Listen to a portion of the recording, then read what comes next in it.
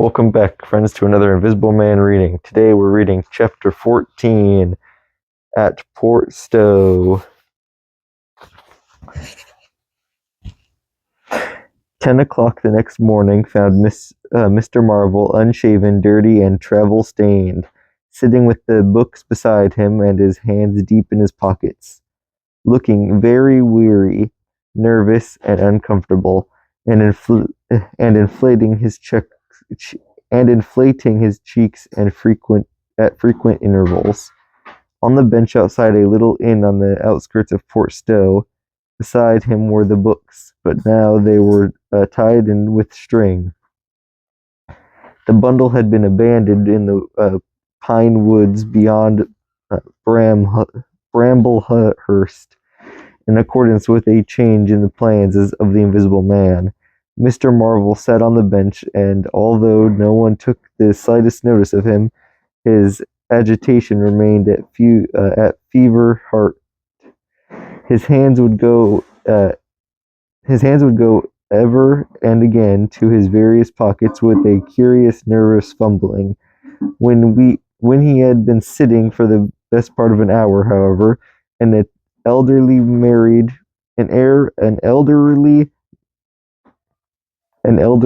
mariner carrying a newspaper came out of the inn and sat down beside him.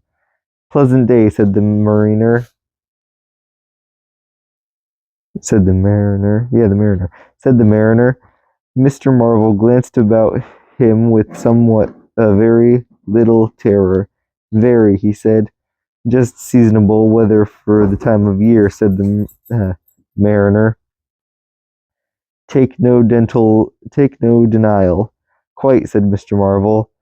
The mariner produced a toothpick, and, saving his regard, was engrossed therefore for some minutes. His eyes, meanwhile, were at liberty to examine Mr. Marvel's dusty fingers and the books beside him. As he had approached Mr. Marvel, he had heard a sound like the dropping of coins into a pocket. He was struck by the constraint of Mr. Marvel's appearance. With this suggestion of opulence, then his mind wandered back again to the topic that had taken a curious firm hold of his imagination. "Books," he said suddenly, noisily finishing with the toothpick. Mr. Marvel stared and looked at them. "Oh, yes," he said. "Yes, they're books. There are some extraordinary things in books," said the mariner. "I believe you," said Mr. Marvel. "And some extraordinary things out of 'em," said the mariner. "True, likewise," said Mr. Marvel. He eyed his interlocutor, and then glanced about him. There's some extraordinary things in newspapers, for example," said the mariner. "There are in his newspaper," said the mariner. There are in this newspaper," said the mariner. "Ah," said Mr. Marvel.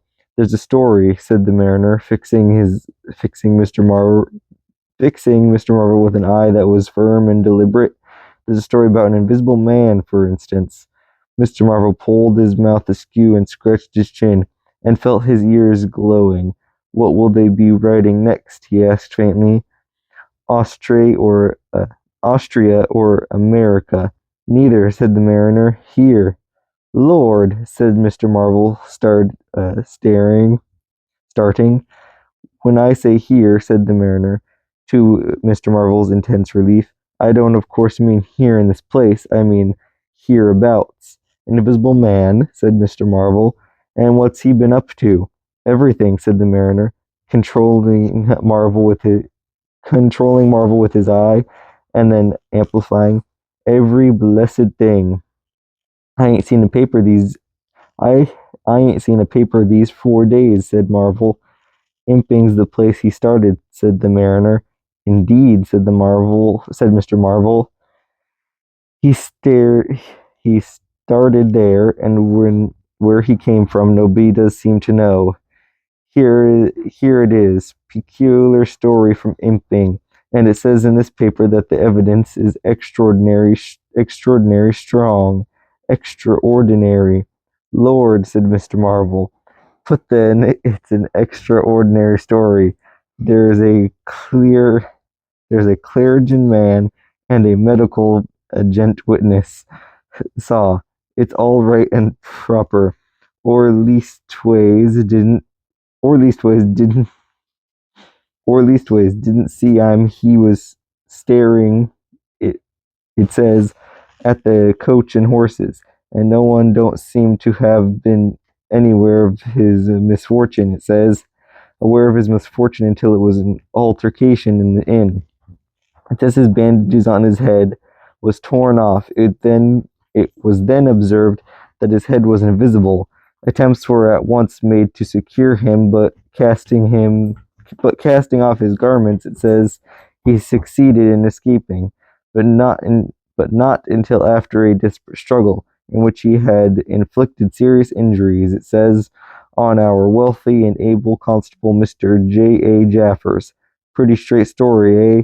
Names and everything. Lord, said Mr. Marvel, looking nervously about him, trying to count the money in his pocket by his unaided sense of touch, and full of a strange and novel idea.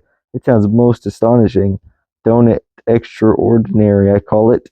Never heard tell of Invisible Man before. I haven't, but nowadays one hears such a lot of extraordinary things. That's all he did, asked Marvel, trying to seem at his ease. It's enough, ain't it? Said the mariner. Didn't go back by any chance? Asked Marvel. Just escaped and that's it. All, eh? All, said the mariner. Why, ain't it enough? Quite enough, said Marvel. I should think it was enough, said the mariner. I should think it was enough. He should have any pals. It don't say he had any pals, does it? Mr. Marvel asked, anxious. Ain't one of a sort enough? Ain't one of sort enough for you? Asked the mariner. No, thanks, heaven, as one might say. He didn't. He nodded his head slowly. It makes me regular uncomfortable. The bare thought of that chap running about the country. He is a peasant at he's a he's at present at large, and from certain evidence it is supposed that he has took, I suppose they mean the road to Port Stowe. You see, we're right in it, none of you American wanderers this time, and just think of the things he might do. Where'd you be where'd you be if he took a drop over and above and had a fancy to go for you? Suppose he wants to rob, who can prevent him? He can trespass, he can burgle, he could walk through a corridor of policemen as easy as me or you could give a slip to a blind man. Easier for these here blind chaps here uncommon sharp, I'm told, and whenever there was liquor he fancied. He's got a tremendous advantage, certainly, said Marvel. And well, you're right, said the mariner, he has. All this time Mr. Marvel had been glancing around him intently, listening for faint footfalls, trying to detect impeccable movements. He seemed on the point of some great resolution. He coughed, he coughed behind his hand. He looked about him again, listened bent towards the mariner, and lowered his lips. The fact of it is, I happen to know just a thing or two about this invisible man from private sources. Oh, said the mariner, interested. You? Yes, said Mr. Marvel. Me. Indeed, said the mariner. And may I ask? You'll be astonished, said Mr. Marvel behind his hand. It's tremendous indeed, said the mariner. The fact is, began Mr. Marvel eagerly, it's a confidential undertone. Suddenly his expression changed marvelous. Ow, he said. He rose stiffly in his seat. His face was eloquent of physical suffering. Wow, he said. What's up? Said the mariner, concerned.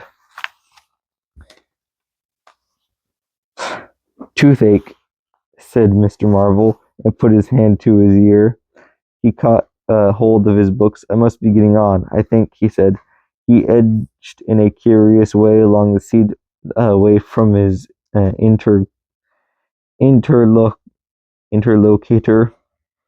But you was just going to tell me about this here invisible man, protested the mariner. Mr. Marvel seemed to consult him with himself. Hoax, said a voice. It's a hoax, said Mr. Marvel. But it's in the paper, said Mariner. Hoax all the same, said Marvel. I know the chap that started the lie. There ain't no invisible man whatsoever. Blimey. But how about this paper? Did you mean to say? Not a word of it, said Mr. Stowley. The mariner stared, paper in hand. Mr. Marvel jerkily faced about. Wait a bit, said the mariner, rising and speaking slowly. Do you mean to say I do, said Mr. Marvel. Then why did you let me go on and tell you all this blasted stuff then? What do you mean by a man making a fool of himself like that for? Eh?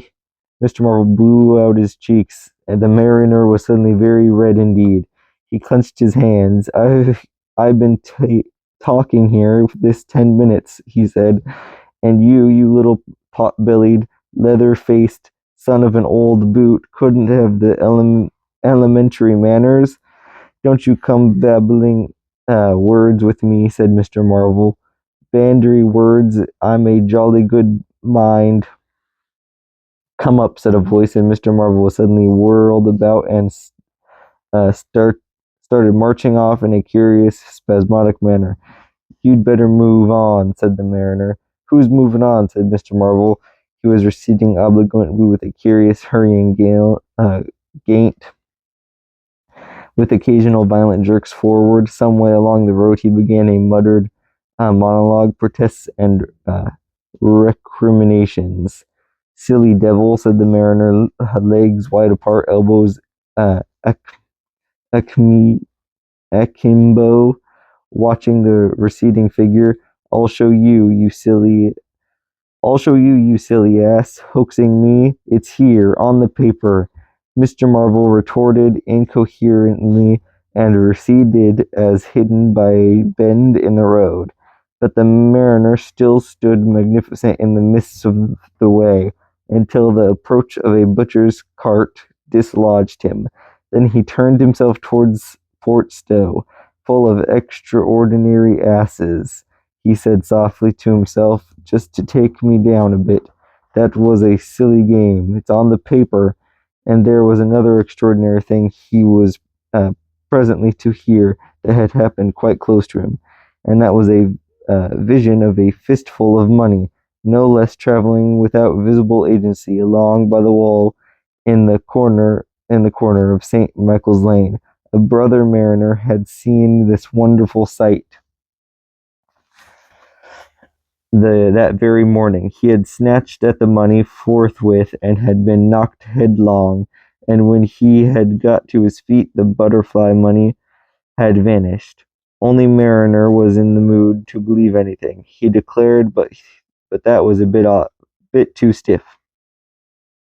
Afterwards, however, he began to think things over. The story of the flying money was true, and all about that neighborhood, even from the august London and Country banking company, from the tills of shops and inns, doors standing that sunny weather entire open.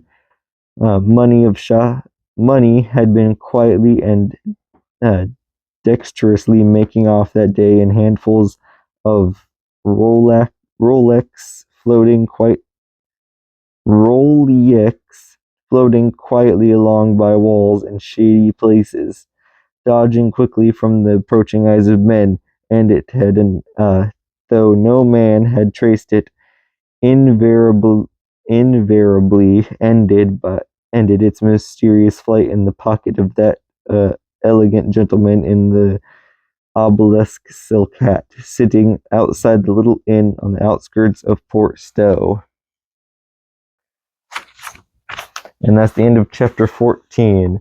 Tune in tomorrow for chapter 15, friends. Thanks you for watching. Bye.